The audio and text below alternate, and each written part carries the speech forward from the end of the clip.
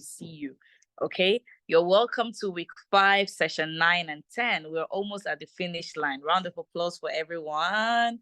Yes, and today's session is going to be very, very, very interesting. So we have just about 40 people on the call right now.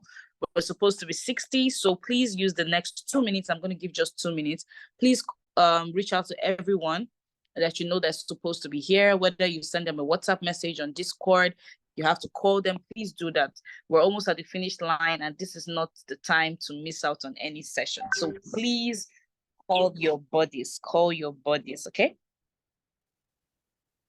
Yes, so in 2 minutes, we're going to start. Let the room get filled up a bit so that no one misses out. Please make sure that you turn on your cameras, rename your devices, and pay attention. If you missed last session, I hope that you've gone through it and all of that. You're participating, you're watering your tree and all of that. So today we're going to be speaking about, yes, I think you guys are calling your bodies. We've bumped up a bit. The number is increasing.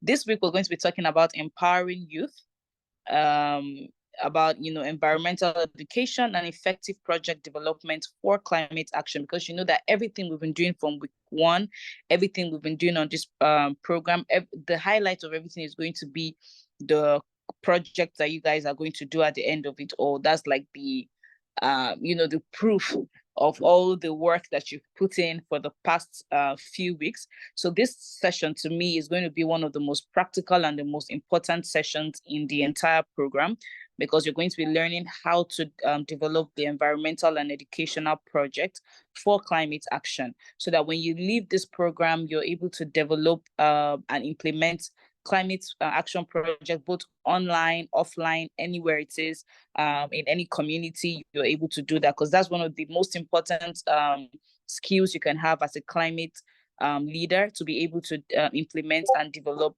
climate action projects. All right, so more people are coming in. Welcome, Junie. Welcome, everyone. Make sure that your body is here. Today is going to be super amazing, and I'm here again. I told you guys last time that Saturdays are my best days because I get to spend it with you guys. So we're going to kick off now, and my virtual facilitator Ilam is here. He's always keeping the group chat alive. Ilam is your biggest cheerleader. For those of you who have not noticed, Ilam is always in the group chat, giving you guys the fire, giving you guys the, like sometimes when I see, I'm so jealous. I'm like, oh, I wish I was a fellow so Ilam could but he does for me too, because sometimes Ilam will just pop into my DM. I'm like, oh, Sharon, you did amazing. Can't wait to see you next week. So you guys, I want you guys to give a shout out to Ilam in the comments. He's been doing amazing work. The energy, the ginger, especially during the Kahoot, is always like, you can do it. And I can see him already interacting. So Ilam, thank you so much for being such an amazing ball of positive energy to the fellows. Okay, we have 44 people. Good. So you guys are calling your bodies. Yes. Thank you. Yeah, thank you, Ilam. Thank you so much. All right. So my name is Sharon from Nigeria. I've been your amazing virtual facilitator. I don't take this privilege for granted. I've gotten to meet you guys, and I keep on saying it's not just about climate action. I've learned a lot, and cultural exchange and all of that. I cannot wait to see where this project is going to lead all of us afterwards. So we're going to get started. I'm Sharon. Ilam is also going to be helping out throughout the session. But you know that the most important part of the session is always when we get to meet you guys again at the beginning, all right? So it's called the 60-second speech, but I renamed it the 60 seconds of fame, because I feel like it's just amazing that you're speaking in your room, and then somebody in Nigeria, somebody in Indonesia, somebody in the US that you've never met before is, gets to know you. And imagine, like, I feel special. I think I told my friends the other day that a cat in the US, Jerry knows me. A cat in the US knows me. So if I ever come over there, I have a friend in Jerry. That's what I'm talking about. I can see Simulita, all of you guys. I can't wait to meet you guys in person. So we're going to start our 60-second speech right now. And you know how we do it. You can raise up your hand if you are interested in like speaking. You know how we do it. Just share your name, your country, what you do. So far, what has been the highlights for you and what you're looking forward to at the end of the session. So you can raise, okay, I can see, oh, okay, so many hands raised, okay. But I think I want to select people who have not heard their voice. Goodness Samuel Ifo. I don't think I've heard you speak before. So Goodness Samuel Ifo, you can unmute yourself. Goodness from Nigeria, I'm guessing. Please unmute yourself and share, okay? Hello, good afternoon, everybody. I'm Hi, good Goodness Samuel afternoon, Ifo. Goodness. Yeah, Sharon, it's nice seeing you again this Saturday. Um, please, pardon my camera. It's raining a bit here in Gombe State University. So, Oh, okay. for the last session, I think I was not able to join on time because of the network glitch. But the little I heard, it's impacted me in various ways. In fact, I cannot really say I cannot measure it. It's immeasurable. And so far, for the sessions I've been having, it has actually spurred me and given me a new look, a new insight on how to carry out climate activities here in Gombe State and also to impact my world in general. So thank you, everybody. And it's nice seeing your beautiful and handsome faces again. Thank you. Thank you so much, Goodness. So good to hear from you. There's something that Goodness said. He said he's learning how to, make impact in Gombe, in his community. And I think that's the most important part of this training. We have 3 different countries, 3 different continents. We're tackling climate change is a global issue, but we know that every single country, every single community has their own specific and localized problems. So even as we learn, about climate change on a global scale, it's always good to find a way to, localize the solution. So you have a global outlook, but localized solutions. So the solutions that may work in Gombe are not the same things that may work in Indonesia or Nigeria, because first we have different climate problems. So I really, really love that. And I hope that you guys are being introspective, even as you're learning globally, find out how you can do something, no matter how small, in your own community, because and nobody else can do that for you, except you have to. Okay. Oh, so many hands raised today. Okay, let me see, this is going to be hard. So the Nigerians, you can put down your hand. We've already chosen one person from Nigeria. Let me see. You guys need to name your devices properly so I know if I'm choosing someone from. Let me see. I think Quincha has spoken before. I've heard Silomita. Um, Mirel. Has Mirel spoken before? Oh, I have spoken before. I think I did last week. Okay, so Maybe is there anyone from last week? Yeah, that's true. Is there anyone from Indonesia that has not had their 60 seconds of fame? Christopher Korobu from Indonesia. I don't know. No, we've heard from Silo before. Yeah, I think one of the first few weeks.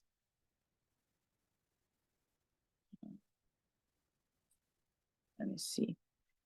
Christopher, I can see a Christopher. Okay, Salomita and Rebecca haven't. Oh, I thought we've heard from Salomita before. Oh, okay. So Salomita, you can unmute yourself and share. Probably that was like from the breakout room, but I feel like I've called her before. But Salomita, you can unmute yourself and share. Hi, everyone. Hi. Thank you for the opportunity. First of all, I want to say I'm so sorry because actually in here it's the rain is so hard, so it's a it's little raining in bit Indonesia. noisy in here. Yeah.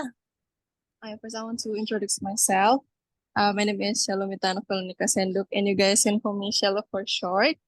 I'm 15 years old, and first thing that I want to say that I'm so grateful to be able to join this this program because I really learned a lot in here, like from my ESP buddies and our previous speakers. And I'm so happy that we can collaborate with our buddies from different continents, different countries, and different backgrounds. So it was a big honor for me. And anyway, time flies. So we are here in session 9 and 10. So the last session was so amazing. I really enjoyed the last session. So I hope we can enjoy our today's session. I think that's all from me. Thank you. All right. Thank you so much, Silo. Thank you so much for sharing with us. All right. So we need to pick one more person from the US. Let me see. I think I'm supposed to have the list of people spoken, but Claire Burton. I don't know if you've spoken before. Has Claire spoken before? If you haven't, you can you feel free to unmute yourself and speak, Claire. Looking for people who have not spoken before, so everyone gets a chance before the program is over. So Claire. Okay, they're already cheering for Claire. Okay. Oh, okay. Oh, Claire's mic isn't working. Okay, so Claire is going to introduce in the chat. So let's look for someone else in the US who can just unmute quickly and share. Audrey, I don't know if Audrey is part of the team or one of the Audrey Clifton. Hi. Hi, Audrey. Hi, I'm Audrey Clifton. I'm from the US. I guess I'm really excited about this program. It's been going on for a while, and I feel like it's just been so refreshing to learn about some new things and meeting so many different people and learning about the different cultures. And I look forward to see how this turns out, and how it ends. So Hi, Audrey. It's so good to see you. You're so pretty. Thank you so much for sharing that with us. Thank you so much, everyone who shared, from Goodness to Silo to Audrey.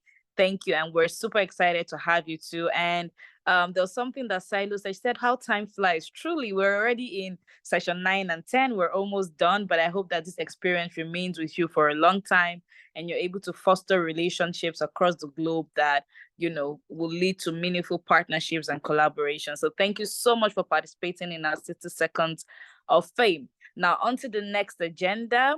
And thank you for those of you calling your buddies. I can see the number in the room is increasing. So keep on texting them to join in. Keep on. Oh, Goodness says probably you post some pictures on Discord. So you guys have not been getting to know each other. Post your pictures, post your pets. Let us know.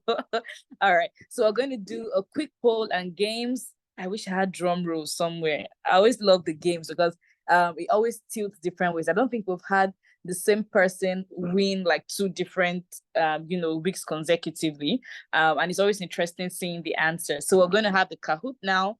I think the tech guys have shared the link in the chat already for the Kahoot. If they've not done that, please share the Kahoot link in the chat so that our fellows can join in.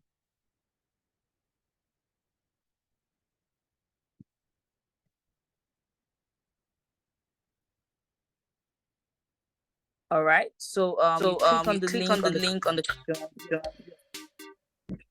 Okay. Okay. So the link is in the chat. The link is in the chat. You can click and click.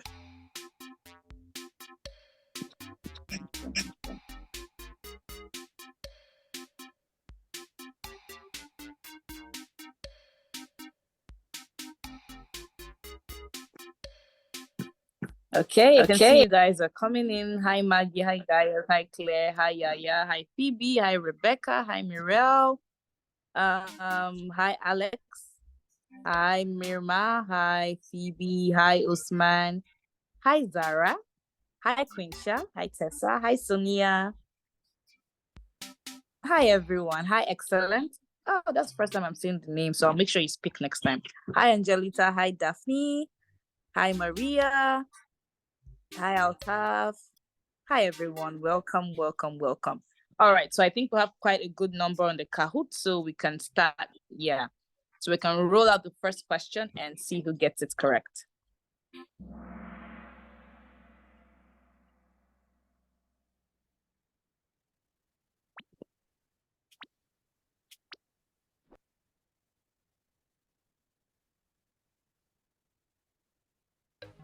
Who was the winner of last week's Kahoot?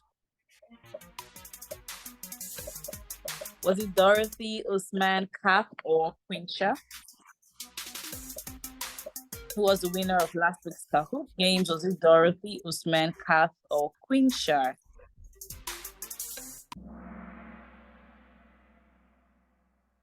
Dorothy. I remember saying everyone go home. Dorothy was here too. sweep the slate clean. All right, Silo. Silo won this round. Congratulations. Let's have question 2. What color was Karima's shirt last week? What color was Karima's shirt last week? Was it purple, brown, blue, or gray? Was it purple, brown, blue, or gray? What color was Karima's shirt last week? Karima was our moderator last week. What was the color of her shirt?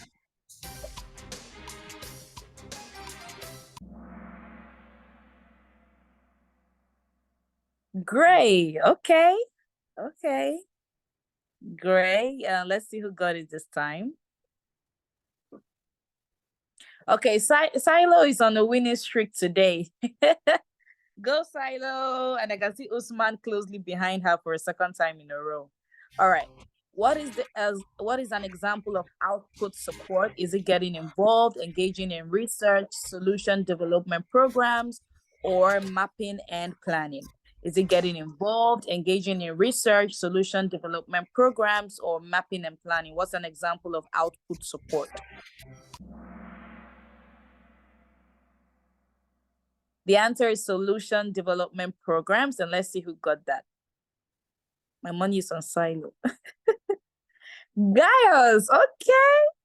Nice one, Gaius, Dala, and Goodness, and Silo, and Usman, and Claire in the close. Okay, so question 4 is a true or false question. Question 4 says, urban regions are usually less aware of what systems power their homes. Urban regions are usually less aware of what systems power their homes. True or false? True or false?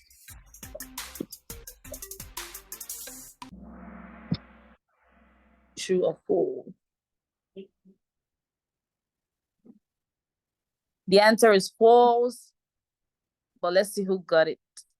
This was a Goodness. Okay, Goodness got it, followed by Gaius, Usman, Maggie, and Silo. Okay. Question 5 says, about what percentage of global greenhouse gases are from livestock produce? About what percentage of global greenhouse gases are from livestock produce? A, 20%, B, 30%, C, 15%, and D, 10%.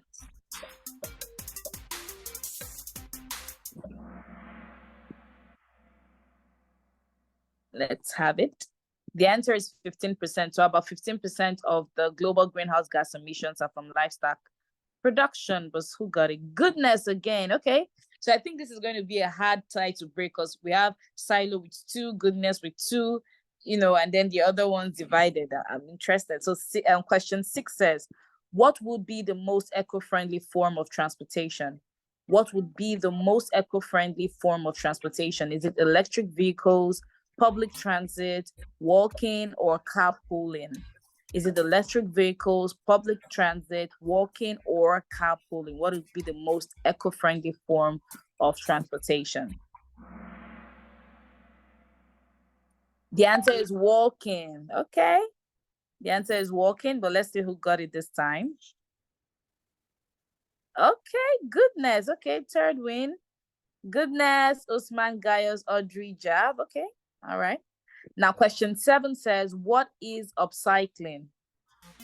What is upcycling? Is it a marketing strategy to increase prices on luxury goods? Is it when materials are broken down to their base components? Is it creatively repurposing waste materials? Or is it recycling, but only with the lightest materials?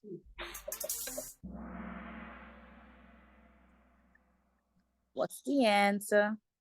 The answer is creatively repurposing waste materials and unwanted products. Correct. Let's see who got it this time. Goodness. Okay, Goodness with 4 wins in a row. And Jab has a streak of 3 correct answers in a row. Well done, everyone. I can still see Gaius and Usman closely behind. Now, the moment of truth, question 8 of 8 says, how many body groups do we have now? How many body groups do we have now? Is it 12? Is it 10? Is it 16? Is it 20? How many body groups do we have right now in the program? Is it 12? Is it 10? Is it 16? Or is it 20?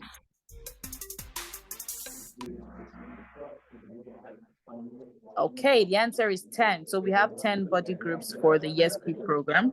10 body groups. But let's see who got it. Please mute your mics if you're not speaking. Who is that? Rifai, Shaida. Okay. So who won this one?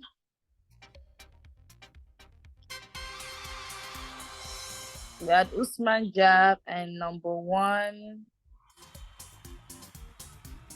Goodness, congratulations, congratulations, everyone. Congratulations, Usman Jab, and even Silo for giving us a very, very good head start. So congratulations to our winners for week 5. Congratulations, guys. All right, now we're about to dive right into why we are here. And to take you through the next part of the session, I'm going to advise you to minimize distractions, get your pens, get your paper. If you need to move to another room, please move to another room.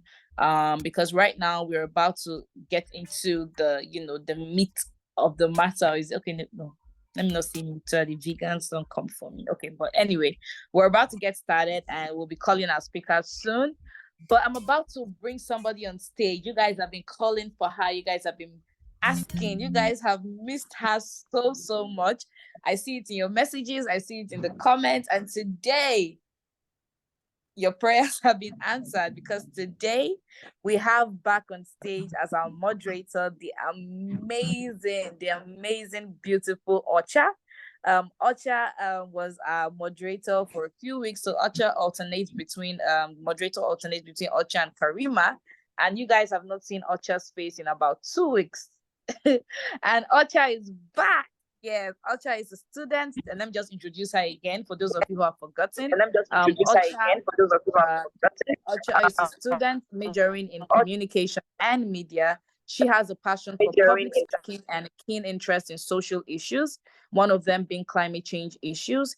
Here in this ESP program, she would love to contribute to societal change with the skills she possesses, and she's going to be moderating for the next few minutes. So you guys, let her feel that she's coming back home. She has been missed. I know you guys missed her. So please go to the chat room with all the emojis, all the love. I want you guys to welcome on stage our moderator for today, the amazing Ocha from Indonesia. Drum rolls. Welcome, Ocha. Okay, thank you so much, Sharon, for the warm welcome. Thank you, everyone. I hope everyone still remember me after 2 weeks. After 2 weeks, I disappeared from ESP, but well, yeah, I miss you guys. I really miss you guys. But first of all, I want to appreciate everyone for making it this far, because if you realize, this is we have reached the last week of climate training session. Yay! So yeah, pat yourself at the back. Congratulations for making it this far, and I'm so excited for what's coming next, because next week you are going to delve deeper into project development, which means you will start doing more of practical work rather than just sit and listen to the presentation. Sounds fun, right? And since this is our last week of climate training session, can anyone share, how do you feel after going through 8 sessions in total? Like, can anyone share in the chat box? How do you feel? Are you feel like happy or relieved because you finally are going to graduate from this program soon? Proud and relieved, happy. Okay, thank you. Rebecca said exhausted, but I'm happy. Okay. Anyone else? Adamu said, I feel inspired to create impact. Oh my God, that's so cool. That's so cool. So he's so ready to make a project after graduating from this program, right? Yeah, yeah. I think you guys are called with echo stars from some reason, because you're literally the stars. You're literally like the person that are going to make the impact from this program. Okay, thank you so much, everyone, for your impression, sharing what you're feeling. Now, before I introduce you to our remarkable speakers today, I understand that sometimes during the speaker's presentation, some question might just pop up in your head, but when the Q&A session came, you forgot the question already. That's why we provided you with the link where you can drop any questions for the speakers from now. So you can check the link on the chat box. Can any virtual facilitators help me to give the Q&A link?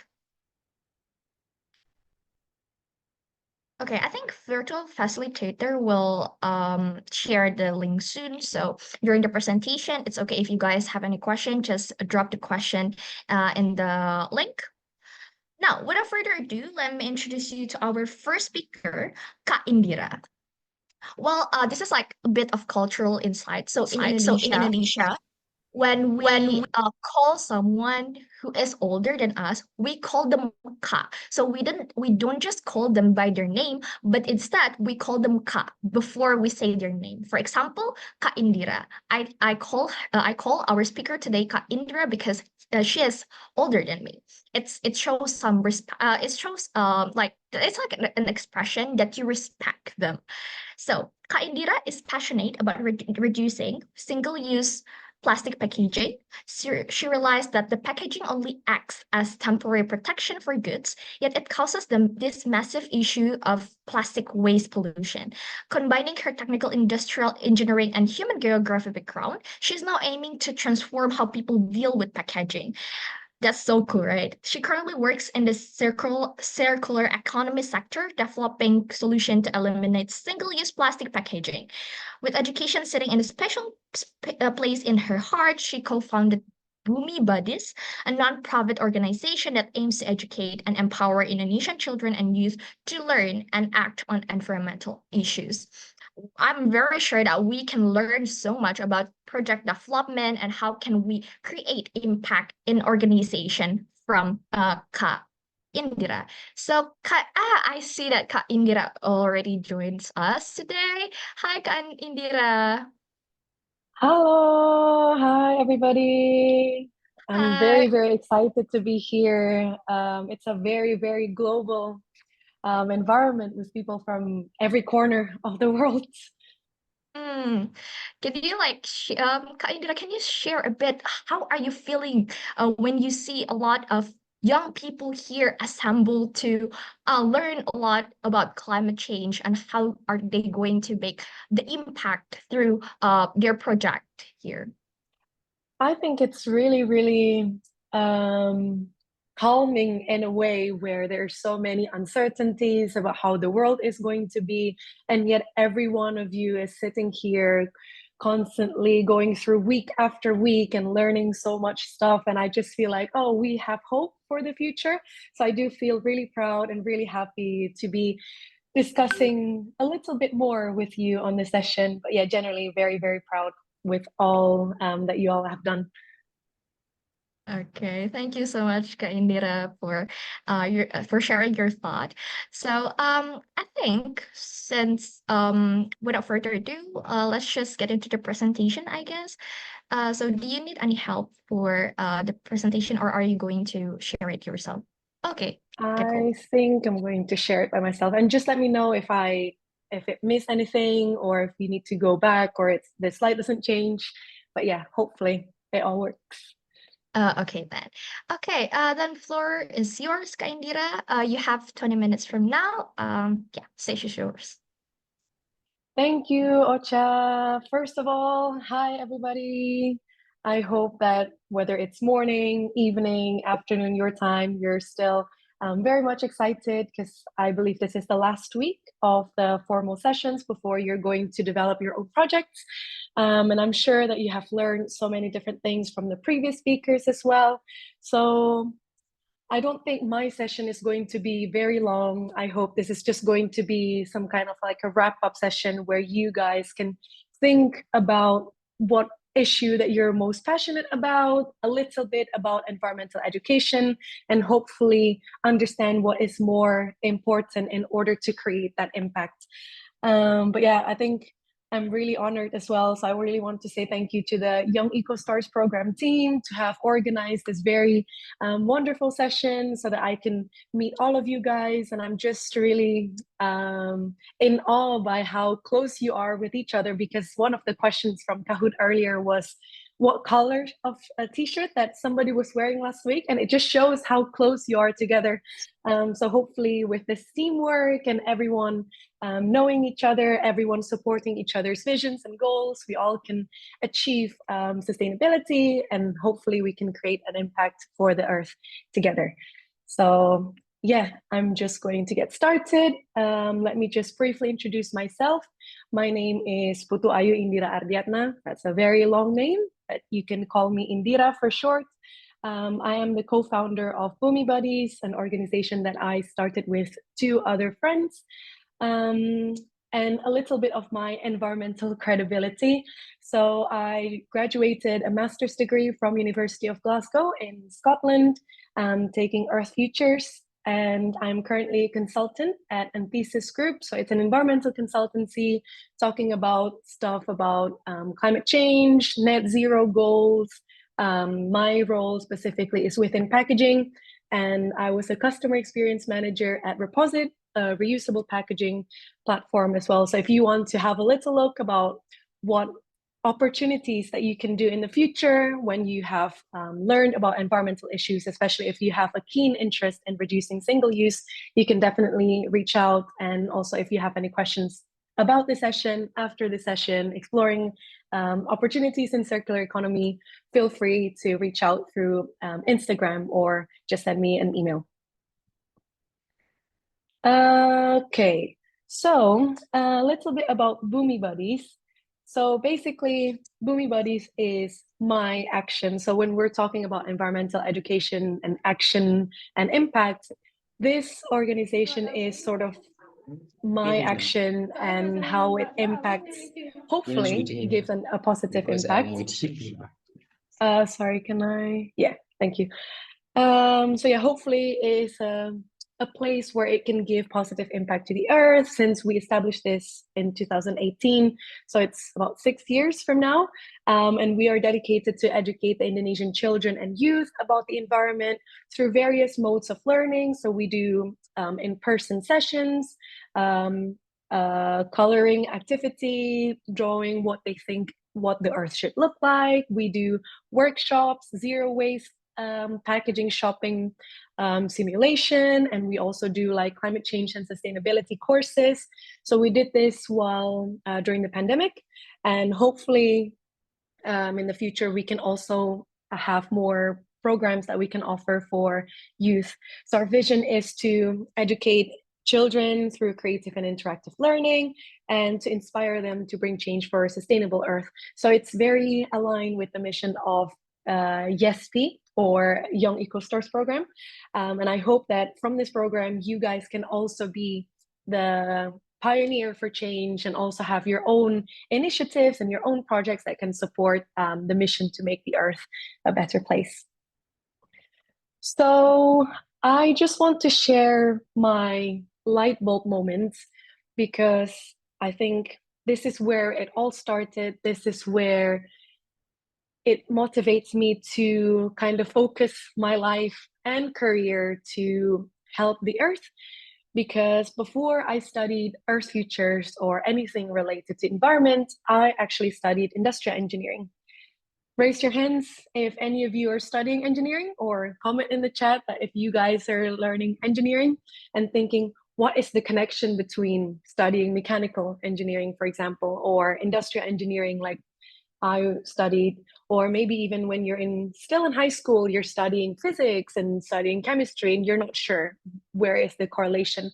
But for me, when I first studied industrial engineering, I studied supply chain. So supply chain is the big process of when products are created in factories, taken into stores and supermarkets where you can buy it, and then you take it home and you use the product. So those processes are called supply chain. And for products like drinks or candies or food, they are all packed in packaging. And when I studied the role of packaging, actually the main purpose is to efficiently transport goods so that we can fit as many products in one box, so that we can ship it as cheaply as possible. We can put as many products so it can become efficient.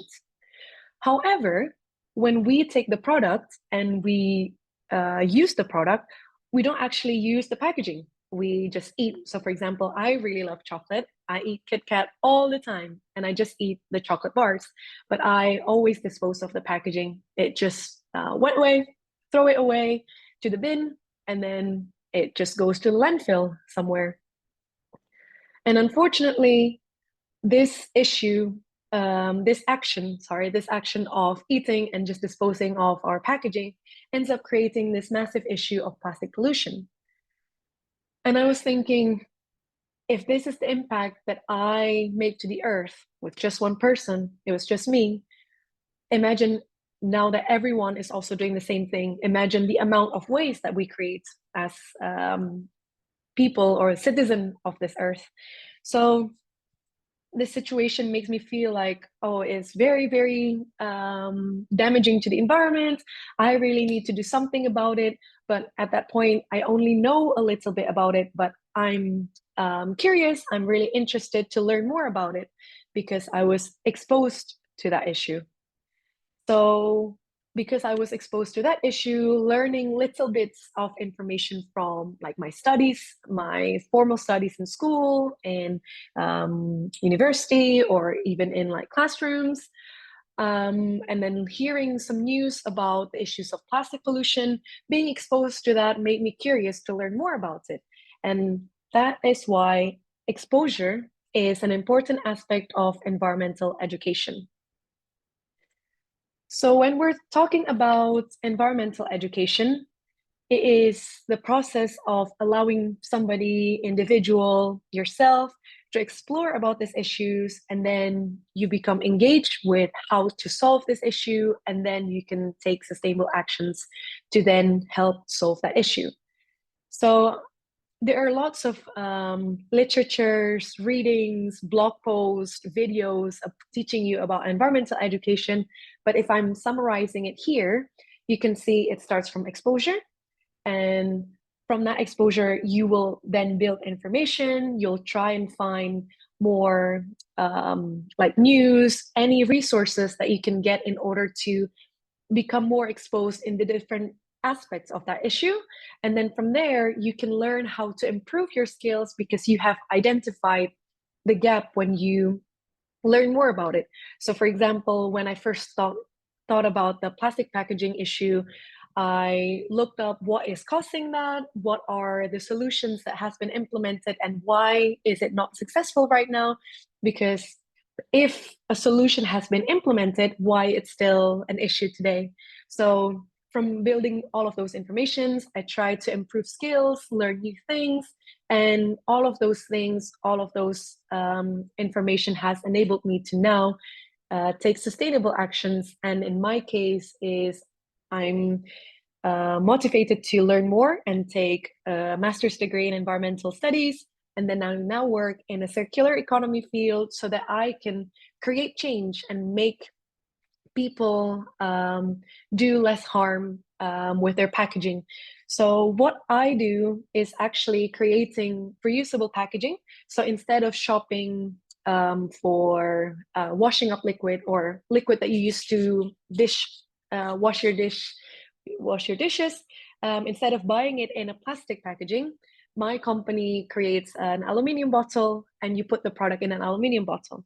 So when you buy it in an aluminum bottle, use the product until it runs out, you return the aluminum packaging, and then my company will wash it and we will refill it again with products.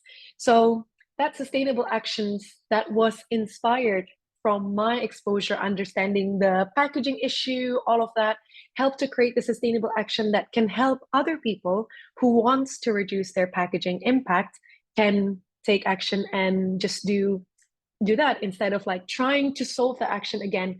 So I guess what I'm trying to say is that if you are aware of a certain issue that you're very passionate about, you are inspired and you have ideas on how to solve that problem, you can actually help to create this effect that help people to do better, to do good, to do sustainable activity without having to go through that process again. If that's confusing, or if you have any questions to clarify all of those, please just type them in the question link, and I'll be happy to re-explain it to you later. So, looking back at the previous slides that I shared, so from that light bulb moment of realizing the issue, I learned and educated myself so that I can know more about this issue, and led me to improve my skills and enabling sustainable actions. And I think the importance of environmental education is to then have this domino effect. So when you are learning about all of these environmental issues, you're not only keeping it to yourself, right? You want to be able to implement it so that more people can feel the impact, more people can take action. And then from there, you create this domino effect. So when you do something good, it hits another person. This person is inspired by you doing something good, and then it inspired somebody else. So all of this domino effect can help to expose and build awareness of others so they can also be empowered to act. So enough about my story. Now I want you to think about an environmental issue that you are most passionate about, and where and how you learned about it.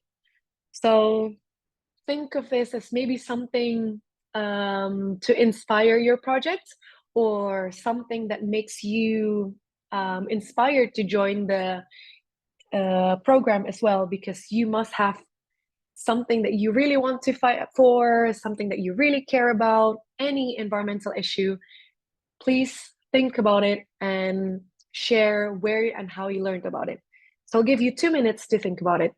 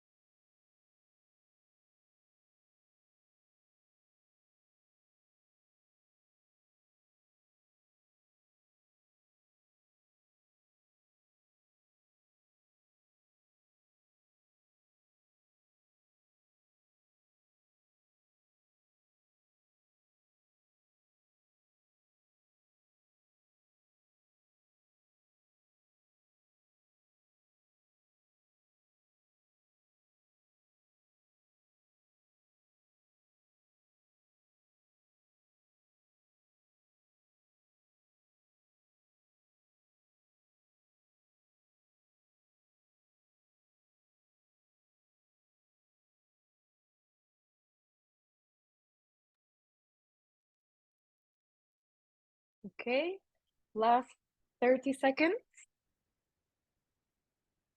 You can write it down, you can type it, whatever you feel most comfortable with.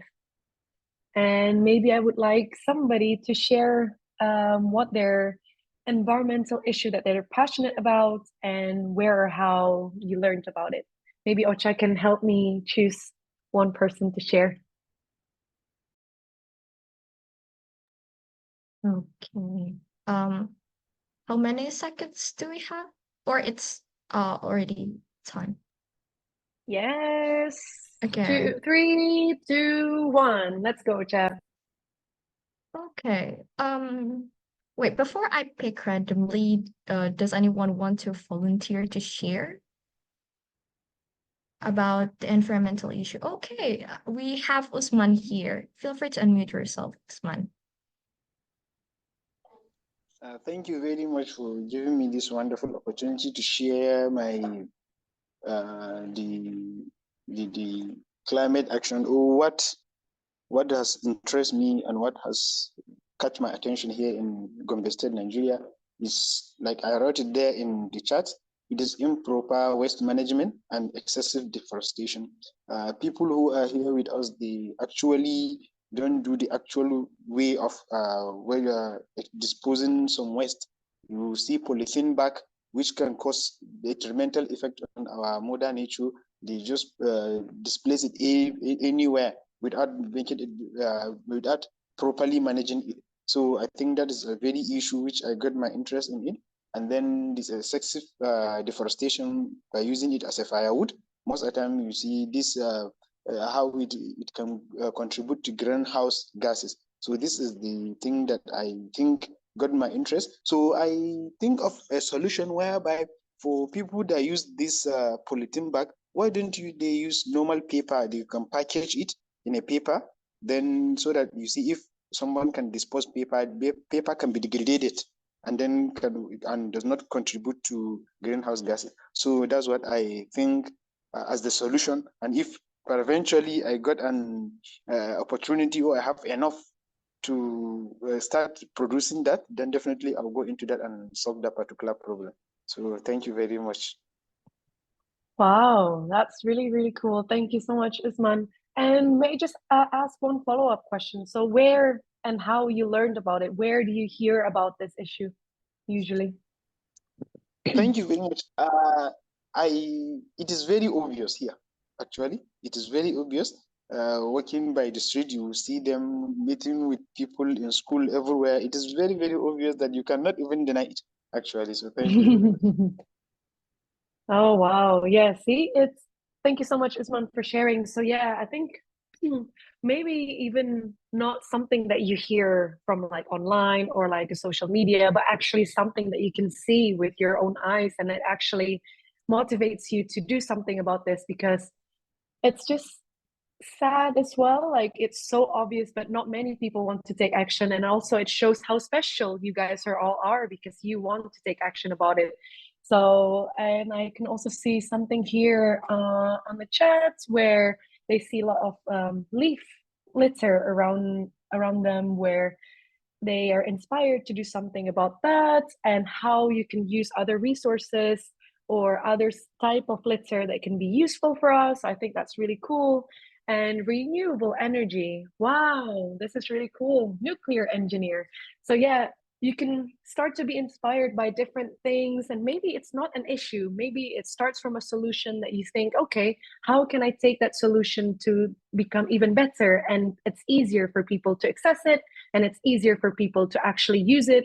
Because, for example, if we say, yeah, we need to reduce single-use plastic packaging, but everything in supermarket are used with plastic or packed in plastic. So how do we solve that, and how do we make that easier for people? So for my case at that time, we use an aluminum packaging where people can return it after they use, and we don't have to force them to try and find another alternative, but try and give the alternative to them to make it simpler. So yeah, if you can think of more issues, reasons why you're more passionate to fight for that issue, please feel free to share in the chat and inspire others as well.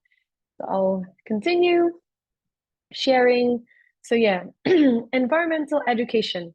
Ooh. When we talk about that 4 pillar, we have exposure, build information, improve the skills, and then eventually enable the actions. There are a number of ways where you can get the exposure. Some of them I already mentioned through the news. You probably watch it on TV, watch films, documentaries from people, or a different issue that were brought up in the social media. Some people highlighting different actions that people are doing, for example, burning trash, or somebody just throwing the trash everywhere, deforestation, like what Usman mentioned. And maybe you were just sitting having dinner with your family, and your parents start a conversation about environmental issues. So all of those things around you that shape and give you more exposures about the issues are also counts as environmental education, like the first step of environmental education. But also, in a more formal note, like school subjects actually gave you environmental education, for example, like biology, when you're talking about the way how our body breathes, the way we absorb oxygen. That's also in some ways related to environmental education, because then when you learn that you need oxygen to breathe, you'll learn that the trees produces oxygen. And what happens if the trees don't produce this oxygen anymore, or if there's not many trees to produce oxygen anymore, then you'll not be able to live your life. And what causes trees not being able to produce oxygen? So all of those things are related to give you that exposure that drives and create your environmental education. And like what Usman shared with us as well, it was his personal experience by seeing other people around him that do all of these issues. So when you start to build that, you can start to think, okay, where are the areas that you can get the exposure? And it does not have to just be one, it can be from various sources. And when we're talking about how you can then start to build information and improve skills, you can browse from the internet, because I think now the world is boundaryless. Like people from Nigeria, the US, and Indonesia can all be friends and chat in this forum, because we can be connected from the internet. You can share with your friends. You can watch films together and see how one issue is created and how previous solutions has been done. And you can also read books, or for example, like me, when I first discover about this packaging issue, I then go and study specific subjects about the environment, and that has improved my skills so that I can then act and be empowered to act and share the environmental knowledge that I have. So you can get all of this information and improving your skills from various sources, or like what we're doing right now, taking part in activities, joining webinars, engaging with people from different parts of the world. Because what is a massive issue in Nigeria, for example, is a different issue in the US, or even in the US itself, where it has lots of different states. The states from the West Coast or the East Coast will have different topography, geography that causes different environmental issues, different priorities. So by engaging with different webinars from different parts of the world, so you can also build more information and improve your skills. So I asked you previously about the issue that you feel very strongly about, that and where you're exposed to that issue. So now I'm going to give you another 2 minutes to also think about what is going to make you feel empowered to share or educate others about that issue, and how are you going to do it.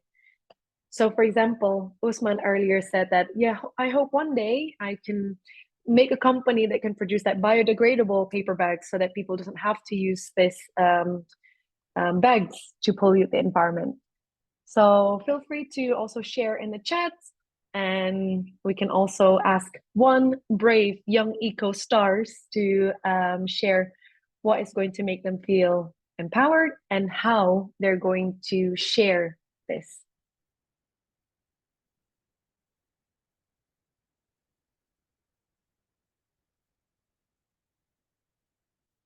Okay, we have Mirma.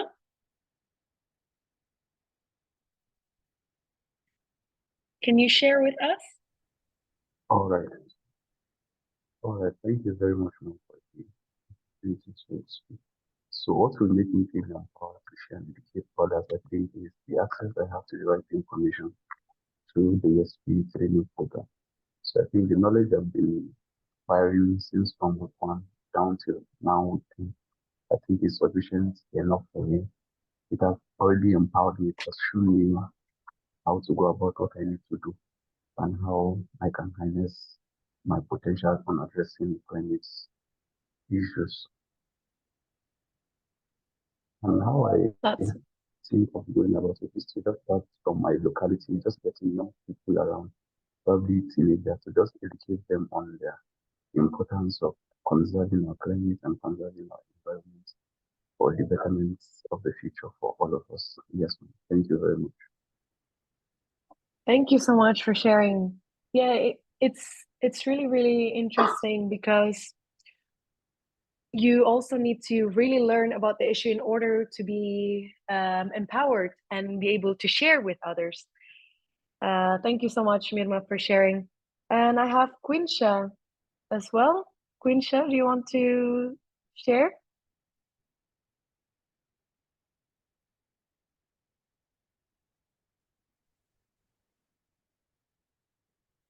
I think you're still muted. Hi, am I audio able? Yeah. Yes, we can Hi hear everyone, you. my name is Quinsha Febrianti Tampemawa and I'm from Indonesia. I'm very interested with this question. So, um, I feel very interested in sharing my insight with many people, and especially about plastic waste. Yesterday, uh, me and Sonia Sirait um, educate several new students at SMA Negeri 8 Manado about plastic waste at organic and inorganic waste that we have because um, according to my personal experience that plastic waste is the environmental issue that we had in Manado. So I'm very curious and interested at how we can reduce with the plastic waste. Thank you so much for the opportunity. Thank you. Wow, you guys are really, really great. I think I was also reading through the chats, and you have different interests in like the issues, like the deforestation issues, the single-use plastic pollution issues, everything. So yeah, it's really, really great to see that everyone is going to help the world solve different issues, and then eventually, hopefully, most of the environmental issues in the world can be solved by us. So yeah, thank you so much for sharing. Just adding more to that is the last step of the environmental education stage is the forms of enabling sustainable actions. And I think it's really important to highlight that you don't always have to create something new, create something that's like a breakthrough ideas, but you can just simply take the first action. You don't have to make it something like big. 500 people have to follow you at the point where you started it, but it can also be you, and that's already the pinnacle of environmental education, of enabling sustainable actions. Or if you don't like doing things by yourself, or if you already feel like you're confident to do just by yourself, you can arrange environmental initiatives in your communities so that more people can take more action, and you can create bigger impact and create a bigger domino effect. And another example is, for example, like what I do now. So you can either work or study in the related fields as an impact of what you have learned previously. So I think lastly for me is this quote about sharing is caring. And it relates with the environmental education in a way that when you know something, you don't keep it to yourself, because if you just keep it to yourself, then it's not going to go anywhere. But if you share it with the world, if you implement it and you inspire other people, you help to create a bigger impact, and you care not just for the person that you're sharing this knowledge is, but also caring for the entire earth, because when you share the knowledge and inspire more action, you help to take care of the earth as well. So I think that's all for me. I know it's quite short, but I'm sure you're all very much already engaged, already inspired to take action. And I think when you start to think about your project, it's important to think in that framework where, in order to create and deliver environmental education, you need to start thinking about the exposure of how and where these people are going to get the exposure, and then how we can enrich them with the information and help them to create the skills so that they're able to come up with the action and to take action to help create a sustainable world. I think that's all for me. Thank you so much, everybody. Okay, thank you so much, Kak Indira. Can everyone in the chat say thank you to Kak Indira and give a round of applause for her presentation. Amazing presentation. Okay, so much love in the chat box, Kak Indira. Okay, thank you for the insightful presentation, Kak Indira. Now, to sum it up, I think we learned that exposure is the starting point, right? I'm glad that eco-stars here are exposed already with climate issues. So now the eco-stars can proceed to build information, improve skills, and then finally enable a sustainable action. So yeah, everyone, if you have any question for Kak Indira, you can just leave it on the Slido link, and the speakers will answer that later in the Q&A session. Now, let's move on to another session from another remarkable speaker. Once again, thank you, Kak Indira. Now, let's move on to, I'm going to introduce another speaker today. Well, our speaker today is actually one of the is a part of ESP program. Everyone may she may seem familiar, right? We have seen her a lot. Yes, it's Amy. Let me introduce her a little bit. Amy Sid is 2023 Stephens Initiative alumni fellow and an alumnus of the Solvia Global Circle program in 2021. She has held a range of roles in her career, from organizational change management consulting and market research to design, dialogue facilitation, and education. So you can imagine how much experiences that she has, right? She currently continues to facilitate dialogues between students and in the Middle East, North Africa, Europe, Asia, and the US with organizations Solia and Seeds of Peace. Currently, she provides design, strategy, and conflict resolution guidance for a range of mission-driven startups, non-profits, and public organizations. I believe that we can learn so much from Amy regarding the project and how can we create the Capstone project development from identifying issue, planning, and also implementation strategy. I think Amy is already with us here. So yeah, Amy, I think the floor is yours. Great. Thank you, Ocha, for that introduction. And also thank you, Indira, for setting up the stage, because I think it ties in very nicely with the next presentation that I'm going to give. And that is about designing the world that you want to live in. So specifically, we're going to be talking about using design thinking to plan and also to implement the projects that you want for your capstone and also beyond. Design thinking is not just for this particular program, but also something that you can use in all parts of your life and eventually your work. So for today, we are going to just go over 4 sections. I'll give a quick introduction, and then we'll do an overview of design thinking, and then we'll dive into the specific stages of design thinking. And then lastly, I'll leave it off with what it means for you and your capstone projects.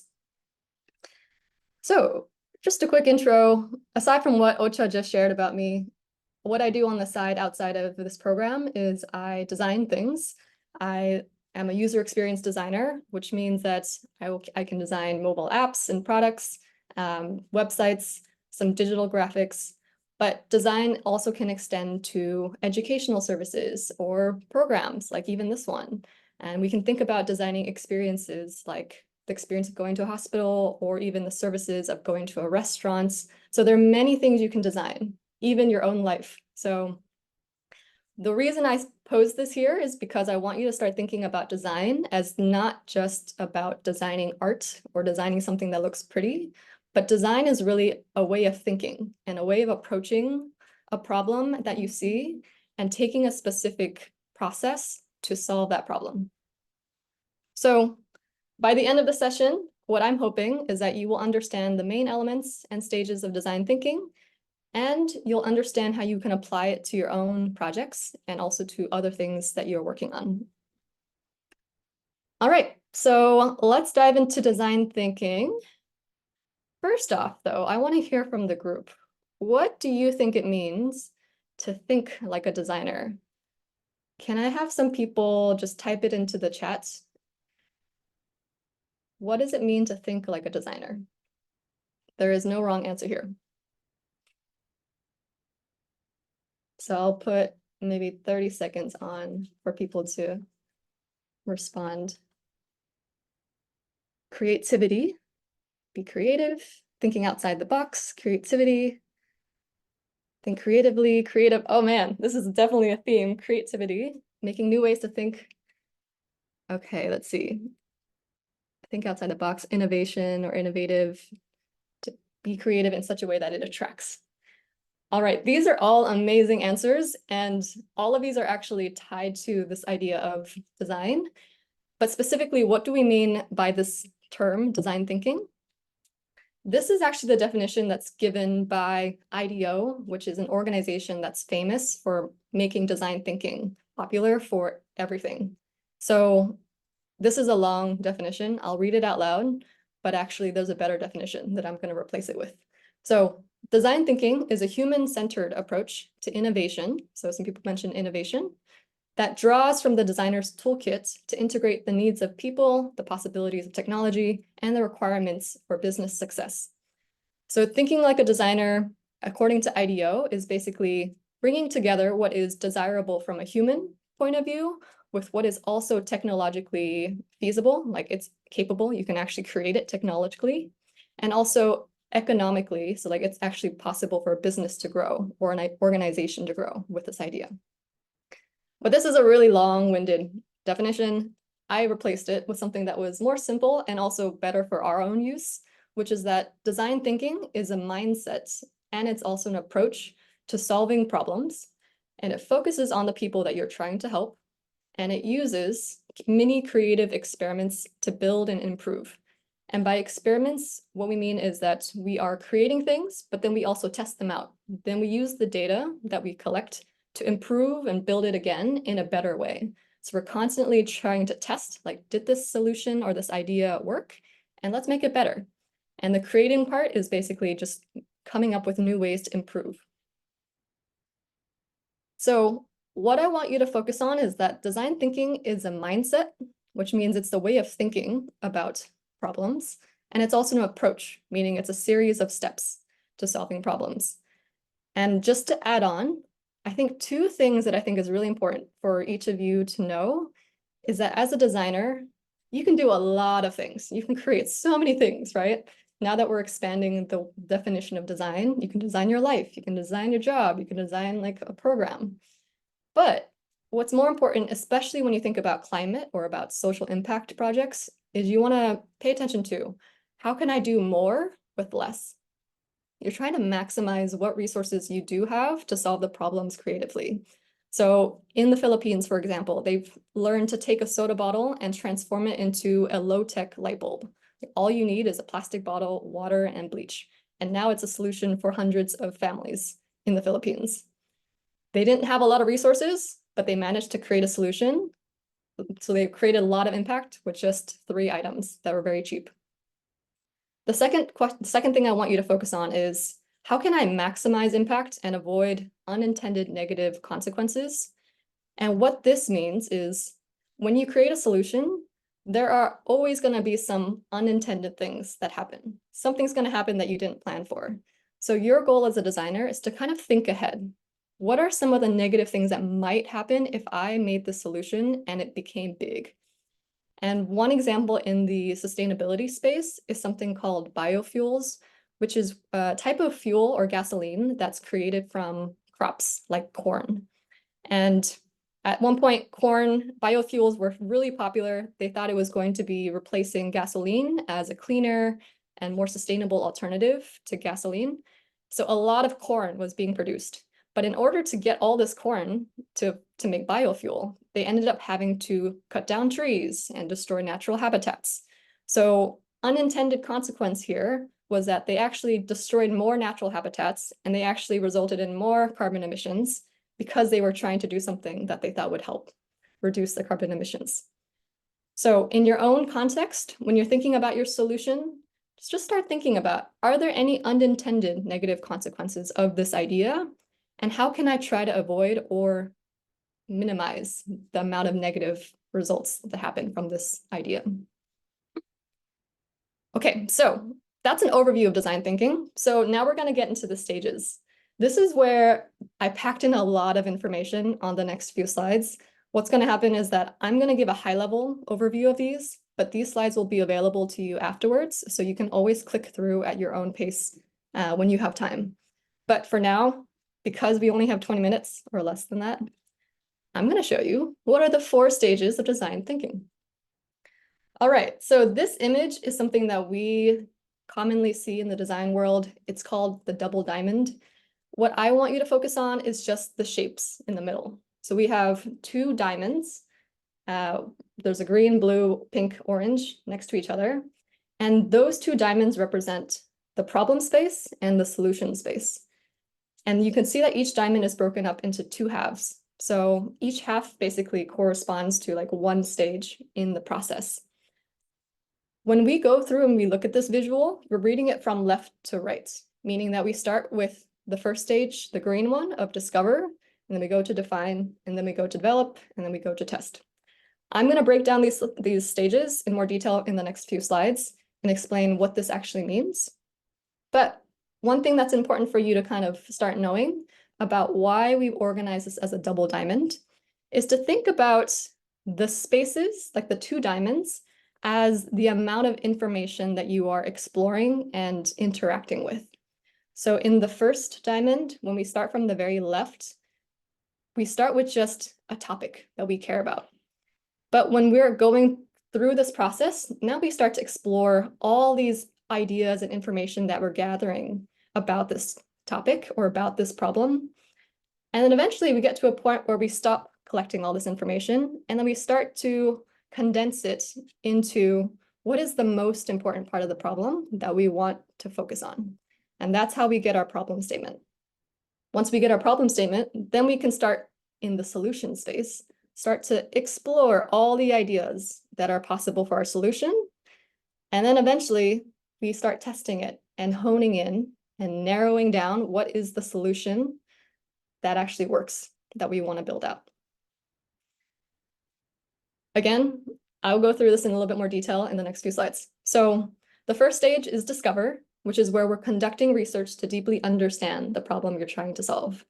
Indira actually mentioned this already in her previous presentation, which is when you are trying to expose yourself and gather information about the problem or the topic that you're really interested in. After you do that research, then you want to prioritize what is the most important part of the problem that you want to focus on. And once you get that most important part of the problem that you want to solve, then this is where you start coming up with ideas and brainstorming and co-creating. This is the fun part of like coming up with all these crazy solutions that you could implement. And then the last stage is you realize some of those solutions can't really work in reality. So this is where you start to test them out and see which ones actually do work and which one, or maybe more than one, will you continue to build out. All right, what I'm going to do in the next few slides is I'm going to give you an example of what this might look like for a student, a high school student in the US who wants to go through this process and tackle a topic of her own choice.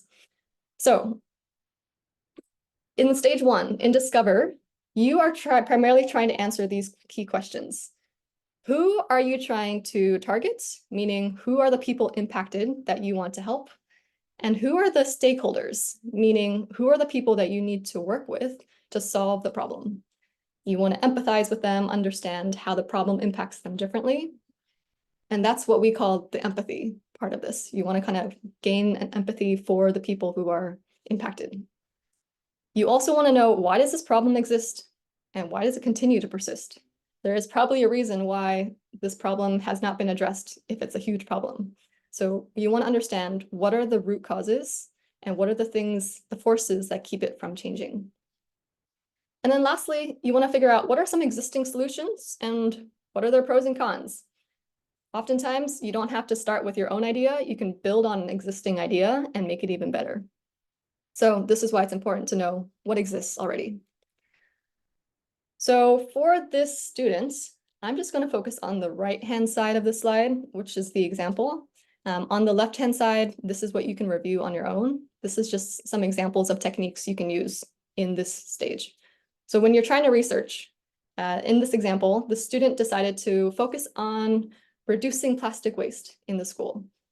And so what did she decide to do? She decided to do some desk research. She looked online for articles, reports, case studies on different recycling programs and successful initiatives. And then she also gained empathy with her stakeholders and also her target community by interviewing students, teachers, cafeteria staff about their plastic usage, their level of awareness, and the reasons for using plastic. So by the end of the stage, after this student did it, let's just call her Amy. After Amy did this, she was able to figure out, oh, this is a huge problem. Like, oh, there's a lot of people that really don't know much about plastic waste. And also maybe there's some other ideas out there that have not worked that I really want to make sure I don't do in the future. So after this discover phase, and you've gathered all the information you can about the topic, then you start to narrow in on the problem. And here you're trying to ask yourself, what are your key findings, meaning your most important findings from the discover phase, and which part of the problem, if you addressed it, could maximize your impact? So if your topic is plastic usage, you could try to focus on, for example, maybe it's actually the level of awareness people have. If that was the thing that comes out of your research as being the most important, then maybe that's your focus. Maybe from your research, though, you might find that the most important thing was just like people are aware, but they just don't have recycling bins. If that's the case, then your problem statement would be focused on, let's just get more recycling bins available for our community. So in this example, what the student decided to do is that she used this tool we call it affinity mapping, where basically you just put all your research findings on sticky notes and then you group them together. And you pull out what are the key themes. And for her, the top themes were that there was a lack of awareness among the staff and the students, and that it's really convenient to use plastic utensils, and that's why they just continue to do it. So from this, the way that she decided to build out her problem statement is that she built out what we call a persona, just like a representation of the person she's trying to help. And she named it Meg, the 10th grader. And for this problem statement, she wrote, students like Meg need a way to become more aware of the environmental harm caused by plastic use because they currently view plastic utensils as convenient and harmless, which then leads them to throw plastic into the trash every day. So here, the student now has kind of honed in. The lack of awareness is the main issue, and also the fact that people think plastic is just convenient. So once you get to your problem statement, this is where we now shift into the next diamond. This next diamond is the solution space. So now you have your problem statement. Now you have to come up with what are these solutions? What are the ideas? There's so many things out there, right? So here are some guiding questions of how you can narrow down those come up with different solution ideas. So first, you want to ask yourself, which solution ideas are most feasible, meaning that you actually are able to create them and also able to implement them, given your own abilities and your own, like whatever you have around you. And then which solution ideas are actually most impactful, meaning that it can make a deep, lasting impact for everyone that you're targeting. As I mentioned before, we also want to ask which ideas avoid negative consequences, and will people actually want to engage with it enough for it to make an impact? Once you have all these ideas that are on your plate, the next thing you're going to start thinking about is, what's the smallest thing you could build to test that idea, to test if your idea will have the impact that you want? So again, in this stage, we're thinking about what are our ideas, which ideas are most feasible and impactful, and what's the smallest thing you could build to test that idea? And I'm going to talk about why the smallest thing is important. So let's just look at the example first. So in this example, the student had all these ideas and they're on these sticky notes. And she decided to prioritize them by putting them on this tool that we call a prioritization matrix. Again, you can look at these slides and review them in more detail later. But the way that this matrix works is that there is high impact and low effort, there's a box that basically says if your ideas are high impact and low effort, then you should prioritize them, meaning they're more important and you should try to think about actually implementing them. So the idea that won was the awareness campaign that was ranked as high impact and low effort. And so this student decided, okay, what's the smallest thing I could build to test this idea of an awareness campaign? I don't want to build out something for a whole month. That's too much work, and I don't know if it's going to be successful. So maybe I'll just do it for 1 week. And maybe instead of targeting the whole school, I'll just target my grade of 10th graders. And I'll do like some social media just to see if it works, also with an informational booth or like something that's in person in the cafeteria during lunchtime. So for her, this MVP, which is what we call like the smallest idea that you could build, is just targeting a smaller group of people and for a smaller amount of time, just to see like, will this actually work? Cool. So now, once you have that idea that you want to focus on, then you start testing those ideas out. So your key questions are, how can you test those ideas? What specific feedback and data do you really need to validate, meaning you can like approve it or reject your idea? And then after you test it and after you get your data, you got to figure out, should you revise your idea? Should you reject it and replace it with something else? Or scale it up, meaning you get it even bigger, get it to even impact even more people. And then as an add-on question, how do you make that solution self-sustaining? How do you make it actually reach more people than what you just initially planned? So by the end of this diamond, you will have a solution that has kind of passed the test of the feedback, getting some data, and also being approved to kind of be scaled up. All right, so for this example, the student decided to pilot her idea. So she set up some flyers and some social media campaign that was only 1 week. And she had a lunch booth where students could just drop by and they can sign a pledge that they would no longer use plastic utensils. And they would also just like receive reusable utensils as a prize. And and as part of this pilot, this student decided that she was going to measure engagement and she was going to measure the level of awareness. And this is how she decided to measure engagement. She decided to measure the number of students who visited, the number of pledges that were taken, and the number of social media likes. And in terms of measuring awareness, the student decided to give them a little survey, like before the campaign and then after the campaign, to see if the awareness levels have changed. And the results were in. It seemed like overall, everyone was engaged with the in-person booth in the cafeteria, but they weren't that interested in the social media. So by the end of this, the student decided that she would take the idea. It's like, it seems good enough as a foundation, but I need to make it stronger. So she decided to strengthen it and run it again as another smaller pilot, but this time with more interactive social media content, and this time with a bigger audience. So by the end of this, she had her decision that like, this is actually useful, but I think there are some things that I could make it even better. And I'm going to test that out before I decide to make it super big. All right, so we just went through all 4 stages of the design thinking process, and I'm just going to check time. Okay. You're probably noticing all these arrows, and you're wondering, like, what do all these arrows mean? I'm about to tell you. So the question is, once you reach the 4th stage and you got your solution, are you done? Are you ready to just be like, okay, I'm ready to go home, no longer need my design? Nope, because design, especially good design, means that it's iterative. Iterative basically means that you follow a repeated process through trial and error. So once you have a solution, you go back and you want to assess, do I need to go back and actually like try to solve another problem? Or do I need to go back and try to rewrite my problem statement? Or do I need to go back and actually try to come up with another idea? So all these arrows, basically these circular arrows, indicate that design is always questioning, like, where do I need to get better? And how can I improve constantly and just learn more? So it's a circular process. All right. So I gave you a lot of information about design thinking, an overview of it, the specific stages, and an example of it.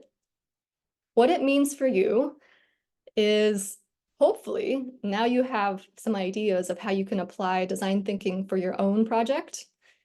And here is a recommended process over the next few weeks. So you all have your capstone presentation day on August 10th. If you are not aware, now you know. But leading up to that day, there are ways that you can break down your process where you can follow the double diamond, the 4 stages, and actually have a chance to research your project, define your problem statement, develop some ideas, and then test one out and get some data on how successful it was. So here I'm recommending that for the next week that you focus on doing research, trying to uncover a lot about your topic that you're interested in, and then defining like what is the most important part of the problem that you want to try to solve for. And think about, again, what would maximize your impact and reduce any kind of negative consequences. And then for the next 2 weeks, develop some ideas, generate some solutions, and then test them out. Run a little pilot or a little experiment to test your idea, gather data, and then after you complete it, decide if you want to strengthen it, make it better, switch it with another idea, or scale it up.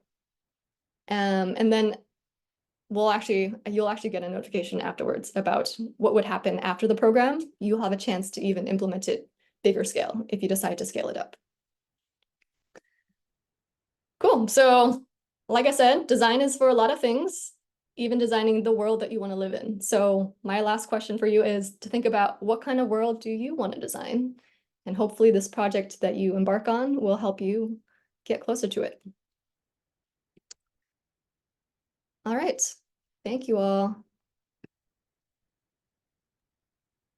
Okay, thank you so much, Amy, for the insightful presentation. Everyone, please give a round of applause for Amy, because to be honest, I think this is I can also implement what Amy has shared to us, not just in this capstone project, but also for my college project, or if you guys have any project in your school, this can also be implemented, everyone. So yeah, this is like very insightful.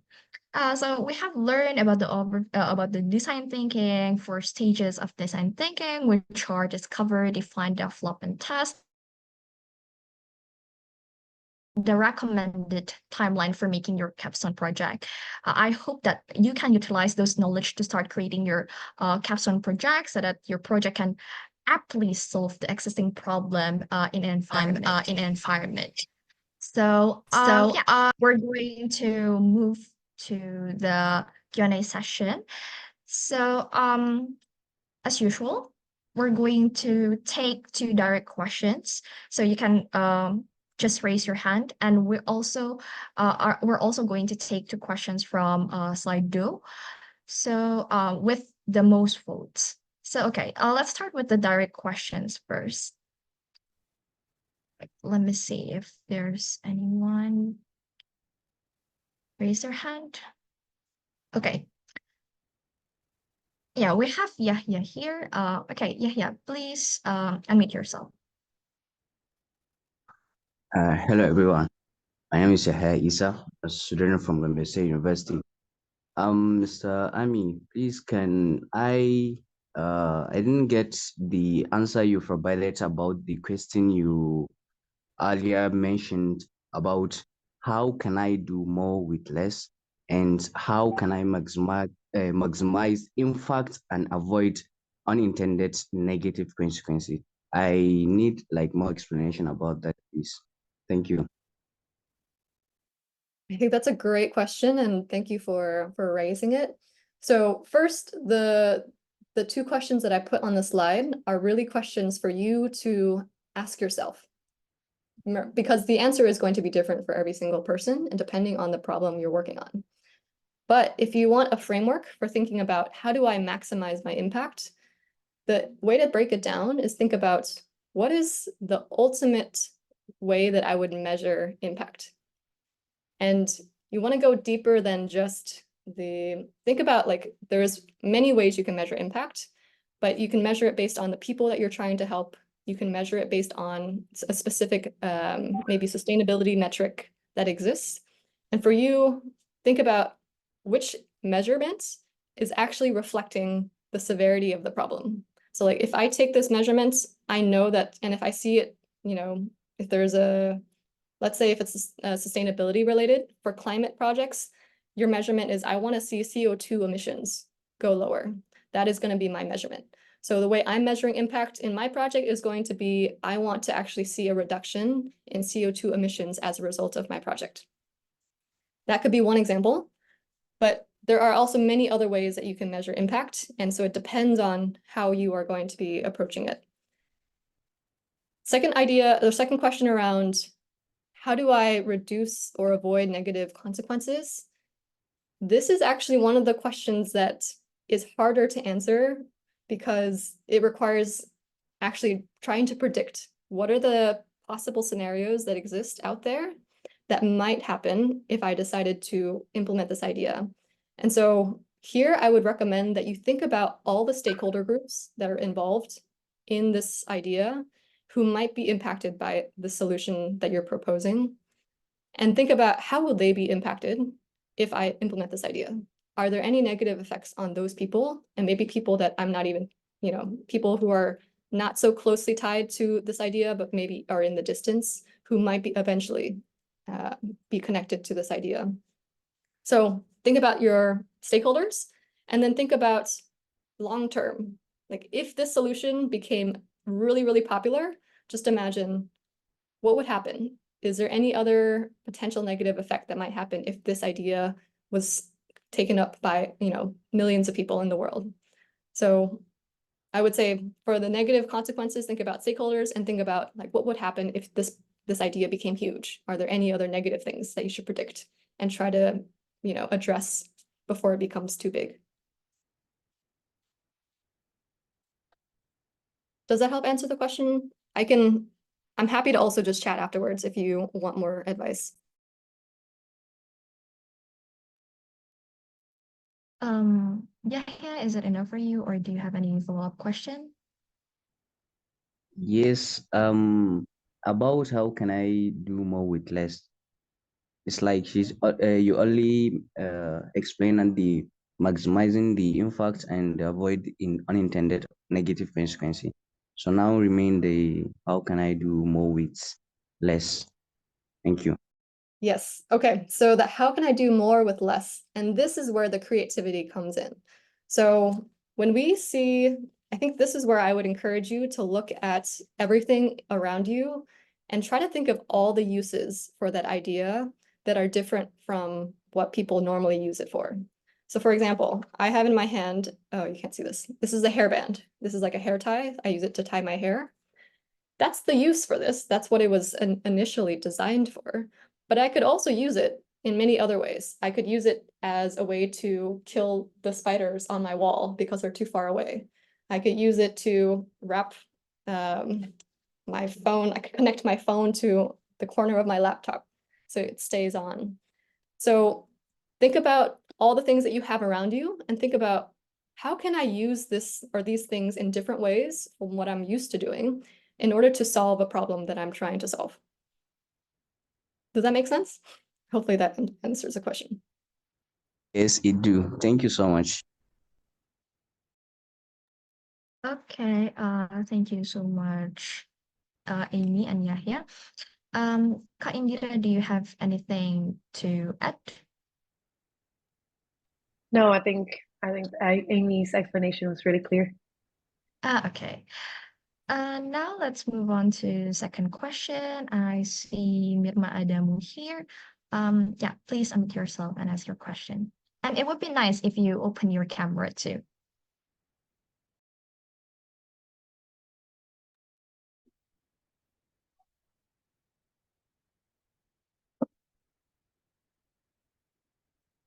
All right. Thank you very much, Ma, for this privilege to ask the question.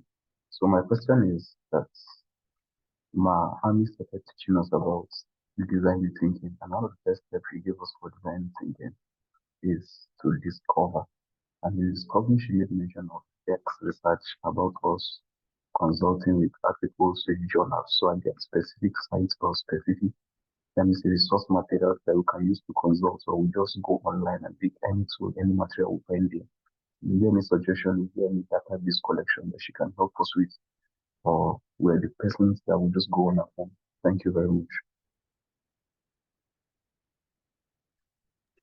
I actually could not hear that really well. I think the audio was a little bit hard to hear. Can I actually ask that you type the question into the chat? That way I know for sure how to answer it. Okay, am I audible now? Am I audible? Oh, yes, much better. All right, thank you very much for the opportunity to ask the question.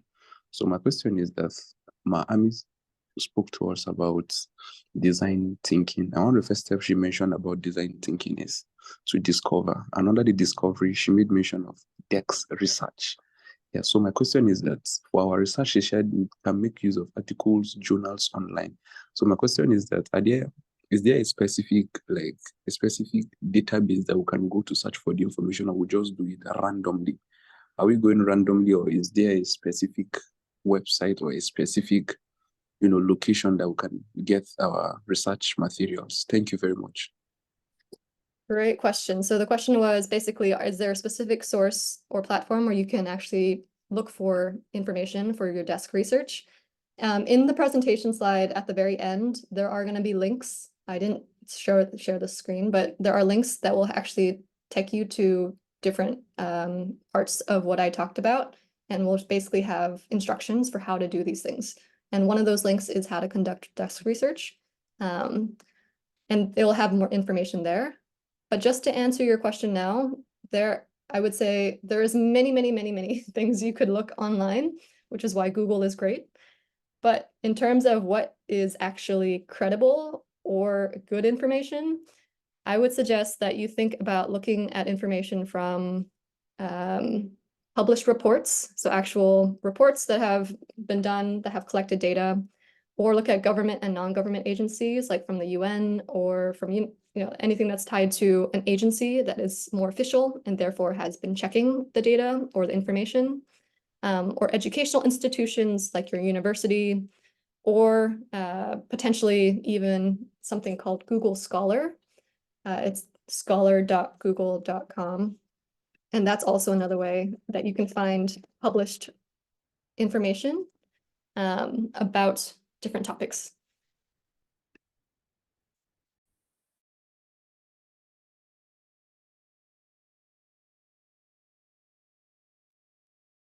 Okay, thank you, Amy. I hope that answers Mirma question. Kak Indira, do you have anything to add regarding like the online tools that can help for making project?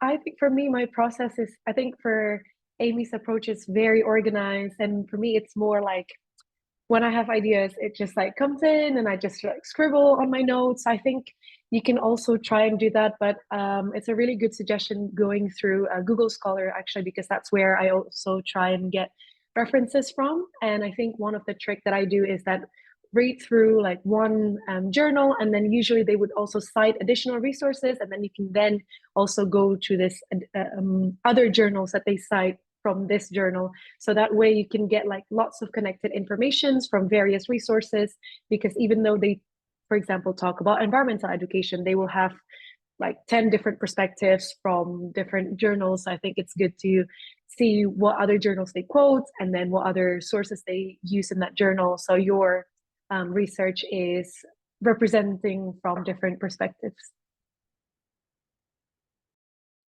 Okay, thank you so much for sharing that, Kak Indira. I hope that answers Mirma's question. Okay, so let's move on to the questions from slide 2. Facilitator, can you help me to share? Okay. We have top two questions here. The first one is from Quincha and second one from Pride. Let's start with the first question from Quincha. Hi, Kak Indira. What is the correlation between plastic and climate? Is plastic contribute to greenhouse gas emission? Probably Kak Indira can answer this first. Yeah, thank you so much, Quincha, for the question. I think that's a That's a really interesting one because climate, when we hear it, maybe now more related to like greenhouse gas emissions and how it pollute the environment. And yes, it is very related because actually when plastic is thrown away in landfill, they just stay there for thousands of years and they don't like comparing it to organic waste. They don't decompose easily and they stay there for thousands of years.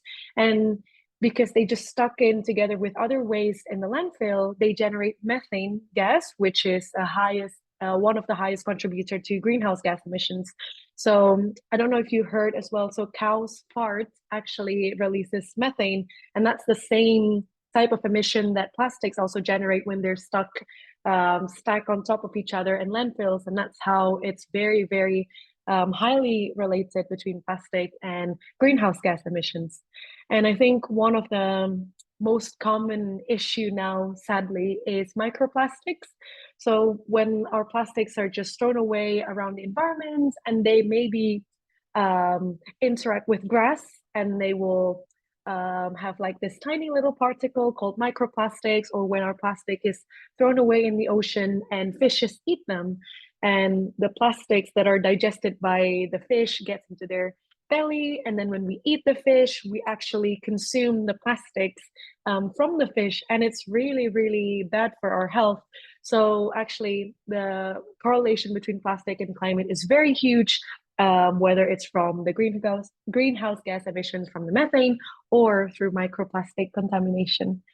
And you can find lots of useful YouTube videos, and you can learn about how those plastics can be broken down into like this little tiny particle.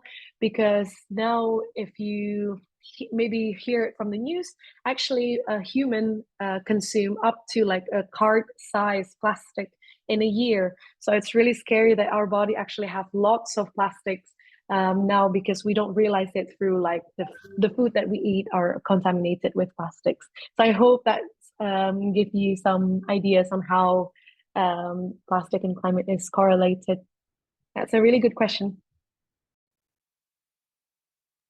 Okay, thank you, Kak Indira, for sharing your takes. Now I hope that answers the question. Now let's move on to priority question. What barriers exist in organizing environmental initiatives in our communities, and how can we address them effectively?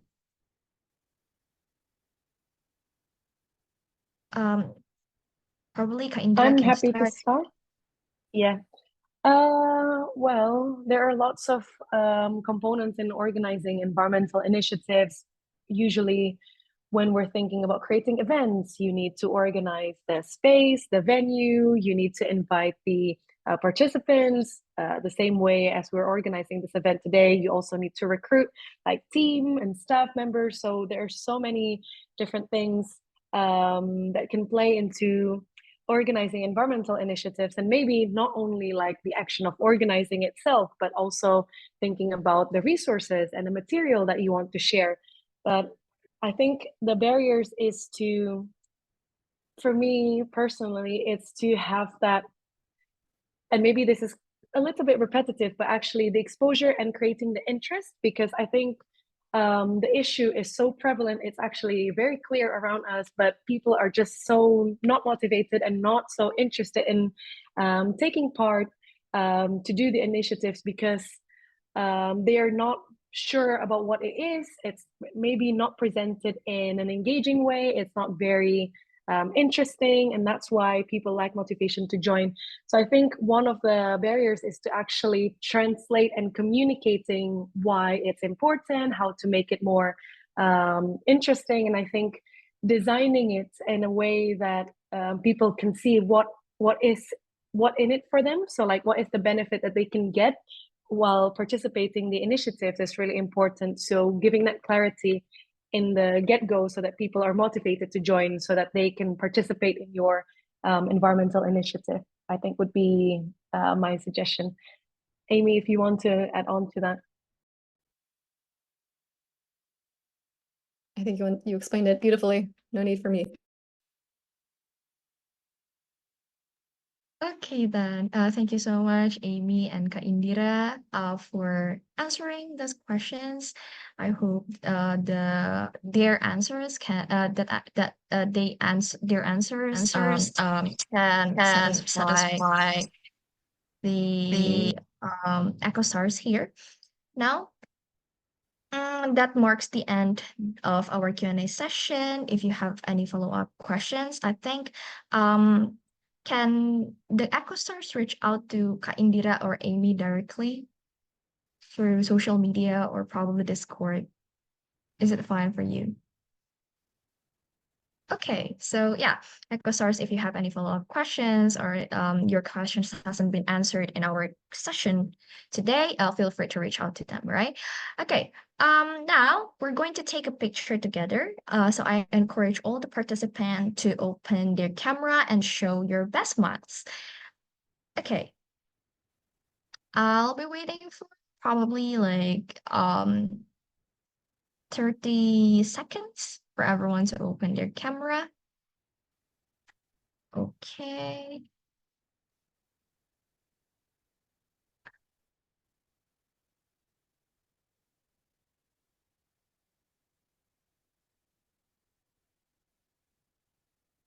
Okay. Seems like there are a lot of people opening their camera. That's nice. Okay. Let's take a photo together. In 3, 2, and 1. Okay. Let's take another photo in 3, 2, 1. Once again, show your best smile, everyone. 3, 2, 1. Okay. Thank you so much, everyone, for opening your camera, and thank you so much for the excitements, and especially for the speakers. Thank you so much for sharing your valuable knowledge to us. It's such a privilege to have you as our esteemed speaker in Young EcoStars program. Now, if the speakers, especially Kak Indira, want to leave our session or Zoom meeting, that's completely fine, Kak. It's such a pleasure to have you here. Once again, thank you so much. I hope that we can connect and we can have another discussion later in in this program. Okay. Once again, thank you so much. I think okay, thank you, Kak. Now, I think I'm going to hand it over to Sharon because we're going to have discussion in the breakout room. Sharon, are you here already?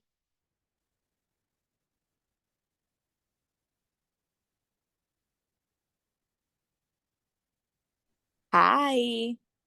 Hi, Ocha. Thank you so much. Thank you. That was an amazing moderation. And thank you so much. Everyone is saying thank you to the speakers. Very insightful. I feel educated. Thank you to our speakers. Thank you so much. Yes, super, super, super, super, super amazing. Thank you, thank you, thank you, thank you, everyone.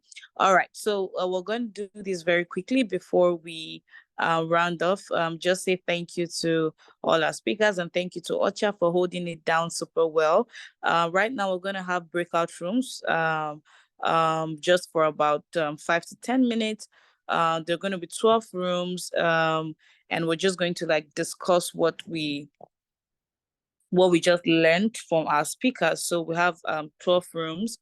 I think the tech guys will help us to create the breakout rooms.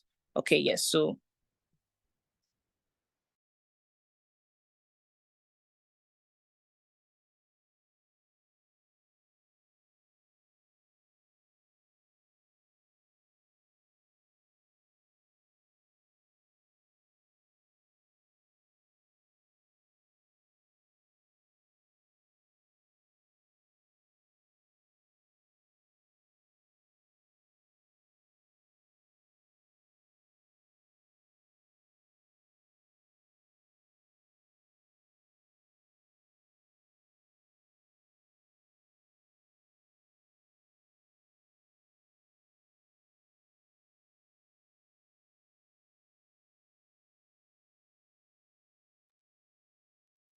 There is a Zoom user. Does anyone know who this Zoom user is?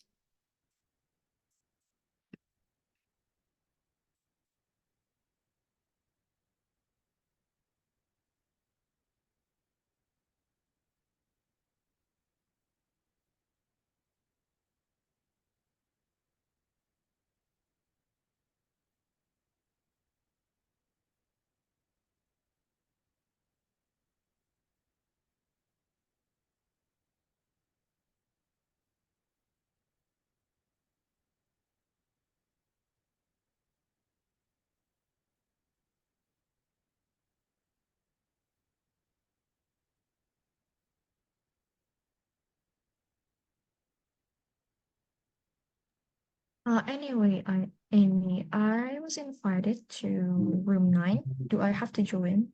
Or there's already a facilitator there? There is already a facilitator there, so I think you're actually fine to stay. Okay. But you're welcome to enter the room though if you want to join the Mhm. discussion.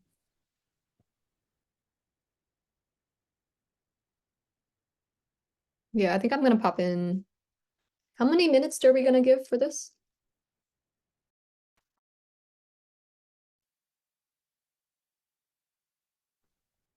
I was enjoying that. I was enjoying the music. Thank you so much for that. I think you guys need to share your playlist with me. Amazing, amazing. I think everyone is back now. I think everyone is back. That was super amazing. I'm sure you guys have missed having breakout rooms. And I love that in my own group, at least we had like practical discussions on the Capstone project and all of that. All right, so since we're back now, without wasting much time, we'll need 3 volunteers from 3 different groups. You can just raise your hand, and you have 60 seconds. You can just raise your hand, tell us your name, what group you were in, and what you guys, discussed. The first, what is everybody calling me? Okay, so the first hand that I actually saw go up was Quincha. Quincha's hand was the first hand that went up. So I think Quincha will go first. And like always, even though, and I just hope you guys are not in the same group though, but anyway, so Quincha, you come up, you tell us your name, what group you were in, and what you guys discussed. And then I think, who else did I see their hand raised? I think either Tessa or Maggie. Okay, let Quincha go first, then I'll select the second person. Hi everyone. House gases. Thank you very much. Okay, thank you, Usman, and let's be impactful to our community, and I hope we can implement it in our community also. Next, we have Maggie here. Hello, Maggie. Hi. Hi. Okay, it's turn on you I speak. honestly I can't remember what the number for the group was, but I was with Giancarlo, my mentor, and we talked about littering and its effect on like unincorporated land because there's a lot of that around where I live. And so just how littering can affect um ecosystems and some of the ways that we could reach out to like our city council and our local representatives to try and solve that. And then we also talked about how climate change and differences in precipitation and differences in temperature can change agriculture and some of the ways that I could reach out to local people and talk to them about that for my project. So yeah, it was great. I really liked it. Thank y'all.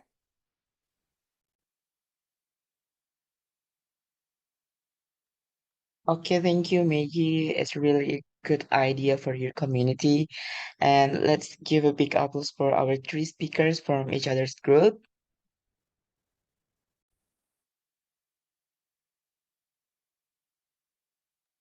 Okay, guys, how's going your discussing in your breakout room? There any idea do you want to share with us? You can read it down in your comment sections about your idea, maybe in your school, maybe in your community, or maybe in your family about your plastic use or others. You can share with us in your comment sections, and I will read it for you.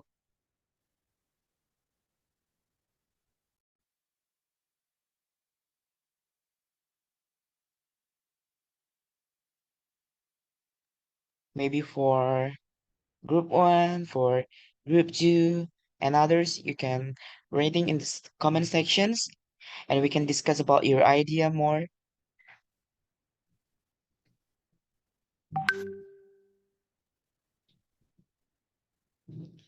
Okay, next, we can take a photo together during we read for your idea, guys. Really amazing idea. But first, I hope you can turn on your camera.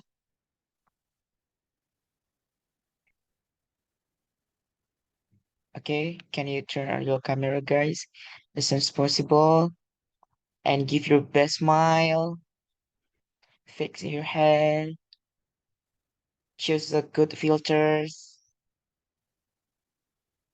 Okay, are you ready, guys? I'm sorry, I can't turn my camera. Okay, Amy already, I think, with the votes. Okay, I will guiding you.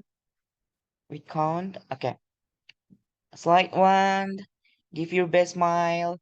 1, 2, 3. Got it. Slides 2. Give your best smile. 1, 2, 3. Okay. Slides 3. 1, 2, 3. Okay, and the last. Give your best smile, guys. 1, 2, 3, and got it. Thank you so much, everyone. Okay, let me check. Sharon, are you here?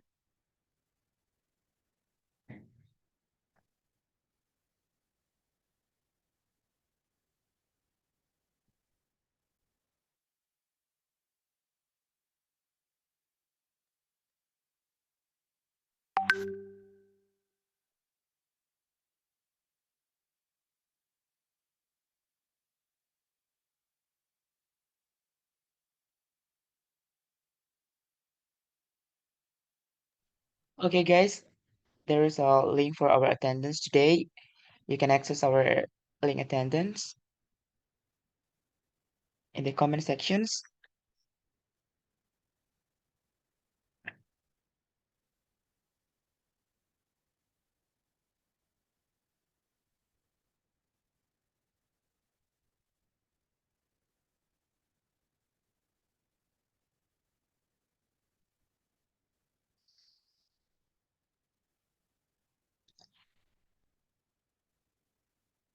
Okay, during your enter your attendance form, let's see your idea is really good, guys. From Tessa and your friends. Okay, have a really good project, guys. I hope we can be being impactful in our community. And yeah, Kilmore with Dwiki can wait to see your projects come to life. And don't forget to make a good documentations about your project, guys. And you can access the attendance form right now in the comment sections.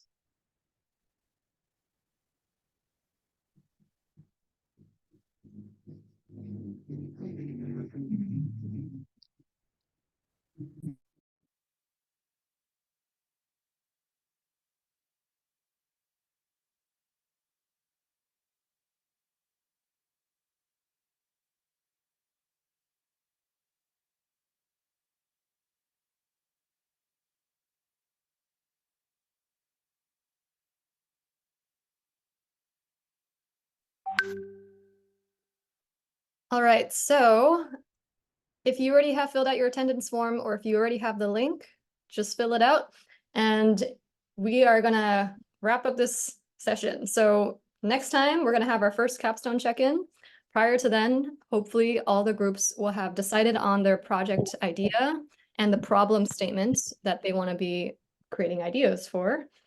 We're going to have a speaker come in and also share a little bit more about practical ways to think about framing your problem and also engaging with stakeholders. So don't miss it. We'll be giving more information in the meantime. Otherwise, we'll keep you all in the loop. And oh.